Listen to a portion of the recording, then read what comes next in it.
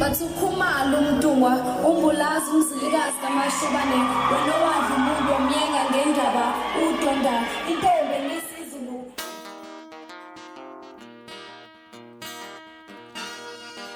Kuludu galatha sengikhona sengiphathi kuyona channel yakhe hamba phambili kezo mina umfeza kuntuthu ngakhumalo bathi elasbo namakomenti mhlawumbe emawuthi usemusha like ngizophinde ngicela nje ukuthi uyasubscribe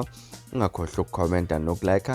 kanjalo futhi nokushare okukhona okukhulu kunakho konke bafethu emangasibheka lapha nesihamba phambili namhlanje abalandeli bomculo wamaskandi lapha nabakhuza abanye abalandeli ababukeka lapha nabahlomsimpi ephakathi kukaThibela kanjalo nensizwa uMshovo kuzokhumbula ukuthi eke kwaba nomqhudelwano lapha emangabe kubheka izinto laba abaculi okanye amagida ngoma asesiarchivile lapho kuzokhumbula ukuthi uThibela ubuke wathenga imoto impela kulandelana abantu basebeqhathanisa ke enensizwa lapha neligida ngoma likaMthandeni umfoka amanqele uMshovo umfokagazi enye insizwa lapha iyabhala ku Facebook ithi yekeni lento yokuqhathanisa labafana uMshovo kanjalo futhi noThibela ngoba enifakelwa uMshovo igcindezi engenasidingo uThibela usebenze kakhulu kanti uMshovo saqala uyavusa asethi bongisane uMshovo kube kuphela inhle lento ayenzayo wasethi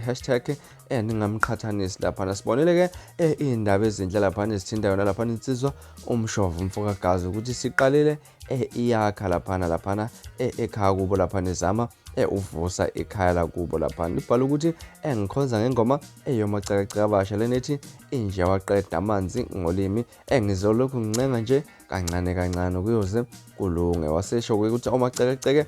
abasha lapha bayeza abantu abahlale ebelindile bafethu ezindaba ezinhle kakhulu lezi nje ezithinta lapha ukuthuthuka kwamaciko lapha siyazi ukuthi mangaba abacula impela sibanika isupport esuke sibhekile impela ukuthi kukhona abakwenzayo ngesupport esibanike yona kodwa nje abantu abacela ukuthi kwenzeke ukuthi bangaqhathanisi